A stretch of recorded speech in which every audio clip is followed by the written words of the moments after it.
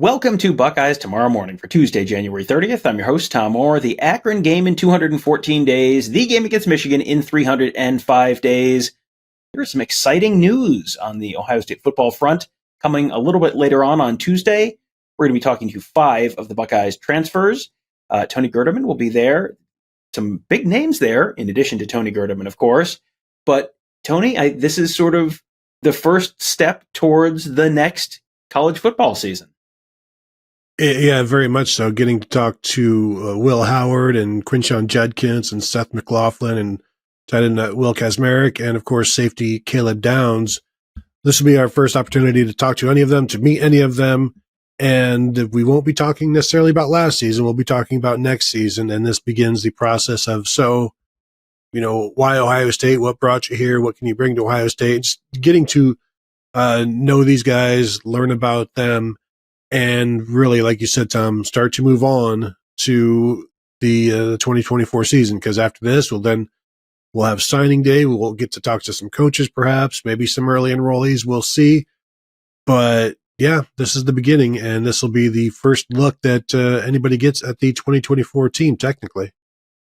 And those are 5 of the 6. The only the only transfer that we're not talking to on Tuesday is quarterback Julian Sayin, who is a true freshman. So we might get him if we get the true freshman a little later on.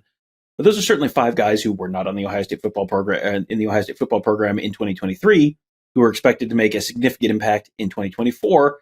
Today, we're going to be talking about 3 other guys who were in the program last year, but they were true freshmen, and now entering your second year, you tend to get a little closer to potentially making a pretty significant impact. And I'm going to tell you, if you go back through some of the great teams in Ohio State history, 1968 was known as the Super Sophs. It was second-year players who were some of the biggest, most important players on that 1968 team.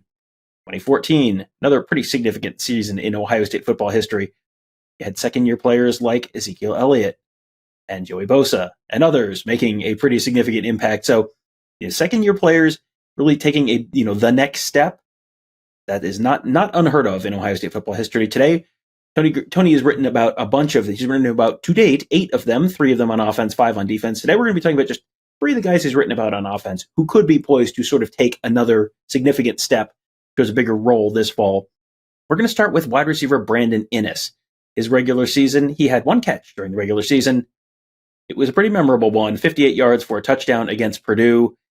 Tony, he's one of those guys who we've been looking at camp. I think we watched him at camp in like 2020 maybe. Or 2019 or 2021. It's been one of those years with numbers. But he is, he's been someone who was a very, very highly recruited player. He was also someone who you looked at him and you just kind of saw it immediately. We didn't get the chance to see a lot of it last year, but this year feels like a chance where you've got some openings in that wide receiver rotation. This could be a real opportunity for Brandon Inniss to take a big step forward. Yeah, and Brandon played in a handful of games on offense and did a lot of special teams work as well this past season. But moving forward, if you're assuming Emeka Egbuka is moving from the slot to outside, but even if he doesn't, Xavier Johnson has moved on out of the slot, so he's off to the NFL. That was one of the people keeping Brandon Inniss on the sideline. So the depth chart has gotten thinner, especially on the inside. And there is a scenario where Brandon Inniss is your starting slot receiver this year, depending on how they want to do it. And if they do move Emeka Egbuka outside, you've got Brandon Inniss, you got Bryson Rogers as 2 guys who played in the slot last year or practiced in the slot, didn't play too much. But Inniss, I know the expectations are very high. I think he was by one of the services the number 1 receiver in the 2023 class. You mentioned his 1 catch, 58-yard touchdown, the last Ohio State true freshman to have a 58-yard touchdown catch in his first catch, David Boston, in 1996. Pretty good company. I'm just going to assume they were the only 2 in it. I'm not going to do too much research on that one, but a ton of expectations. Very quick, has some Jackson Smith and Jigba to him, which I think will excite people as well. Yeah, he's one of those guys who, as soon as he was even on the radar for Ohio State, you had people excited about what he could be when he got to Ohio State and was working with Brian Hartline and all that kind of stuff. And I don't feel like that's changed at all. I'm sure people are wondering, why aren't they talking about Carnell Tate? Well, Tony hasn't written about Carnell Tate yet. We'll get there on some future show. There's plenty to be excited about there as well for the Buckeyes. But now let's move on to another potential receiving target, that is tight end Jelani Thurman. He's another guy who just a very unique skill set, a very unique athlete, someone who might be able to bring some different things to the tight end position at Ohio State. He's not a Cade Stover by any means, but he could be a really unique receiving threat for the Buckeyes this year. Big receiver, 6'6", 250 or so, and has incredible athleticism.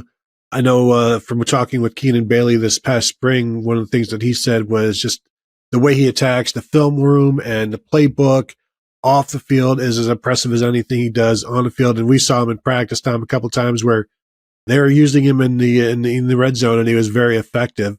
And he's played 5 games this year. One of the rare guys who started a game and also redshirted. He started the Cotton Bowl against Missouri, played like the first 2 snaps, and that was it for him.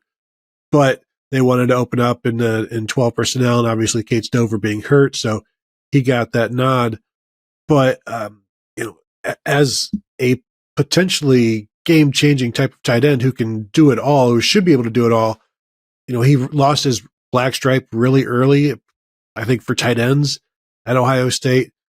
But it's still hard to expect too much from him this year just because we see how developmental the position is at Ohio State. It's rare for a second-year guy to come in and put up 30 catches or 25 catches at tight end. Seems to be it's like year 3, year 4, year 5 when that sort of stuff happens. But I would say I don't know that they've had anybody this talented in that position. And you're losing Cade Stover, so there's a bunch of catches there, but you're bringing in Will Kazmarek from Ohio. You've got G. Scott back for his 5th year. So it would be one thing if you didn't have the transfer and you didn't have G. Scott. Then it would be like, what kind of year can you get from Jelani Thurman? This might be a pretty big year, but it also might be up and down. Now, he's going to have to earn everything he gets, which means I think you'll see the snaps that he does get. He'll be more prepared for. There'll be better snaps. I'm wondering how much he'll get to play with the room being situated as it is. Well, they brought in Kazmarek very clearly to be the blocking tight end. That is sort of what he's known for at Ohio. And G. Scott has obviously made the long, gradual, eventual transition from wide receiver to tight end sort of fully at this point. So you have another veteran guy in there. Thurman feels like someone they're not going to be able to keep him off the field. He's going to play some, but he's not necessarily going to be, they rely on that blocking at that tight end position a lot. He's probably not going to be the best blocking option there. We'll see how he continues to develop, but Keenan Bailey has talked in the past about you have to be able to catch the ball like you're a Big Ten wide receiver, and you have to be able to block defensive ends or blitzing linebackers or whoever it is like you're a Big Ten offensive lineman. Those are 2 very different skill sets. You got to kind of balance both of those. There's a lot of technique you got to learn. There's a lot of just physical development you've got to have to sort of build up to be able to do both of those things. So that is one of those reasons where you don't necessarily see the huge second season out of a tight end. It is a little bit more of a developmental position, a lot like offensive line. So yeah, I'm with you. I don't think you're seeing 35 receptions for Jelani Thurman this fall, but I think you're going to see enough that you're going to have Ohio State fans being very, very excited about Jelani Thurman for 2025 and beyond.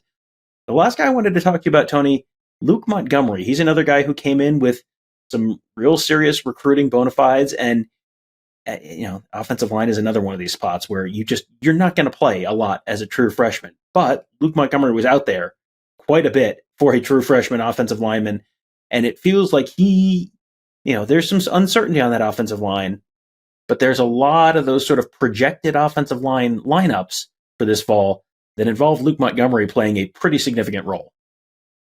Yeah, there is a job opening on the right side of the offensive line with the departure of Matt Jones, the right guard. So you have your right tackle, Josh Fryer, returning, but would he be better at right guard?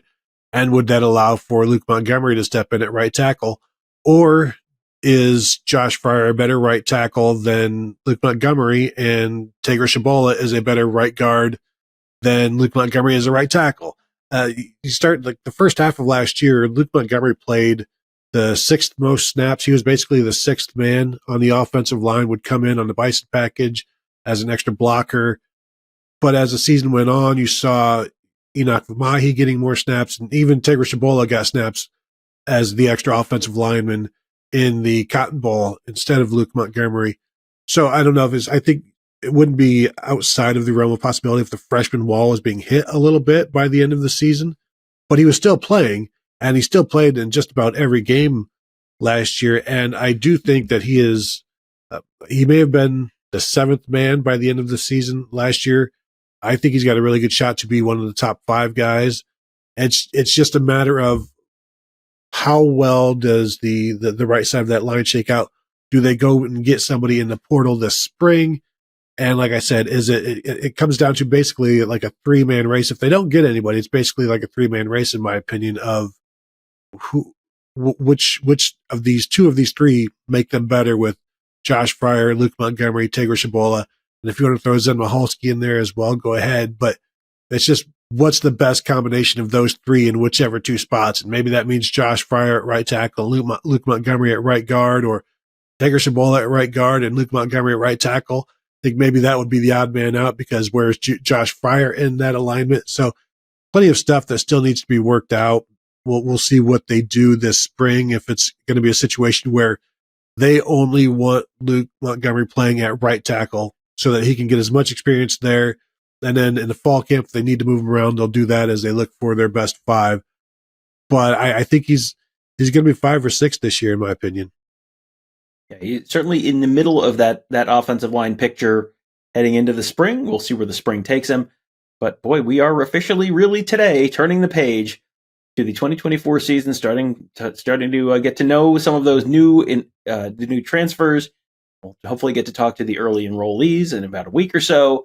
And then, boy, you're starting to head into spring football not too long away from there. So plenty to talk about, plenty to be excited about around Ohio State football. If you want to hear a little bit about Michigan football, Tony and I dropped a episode of the Buckeye Weekly podcast talking about the hire of Sharon Moore, the departure of Jesse Minter, and others. And boy, it's going to be a fascinating season, maybe in a slightly different way up in Ann Arbor. You can talk with us about both of those things and whatever else you want to at BuckeyeHuddle.com. Lots of coverage of the team, lots of coverage of recruiting, X's and O's, and a very lively and active board, all at BuckeyeHuddle.com. We hope to see you there. And hope to also see you on our YouTube channel at youtube.com/BuckeyeHuddle. If you're watching there, hit the thumbs up on this video. Leave us a comment if you'd like.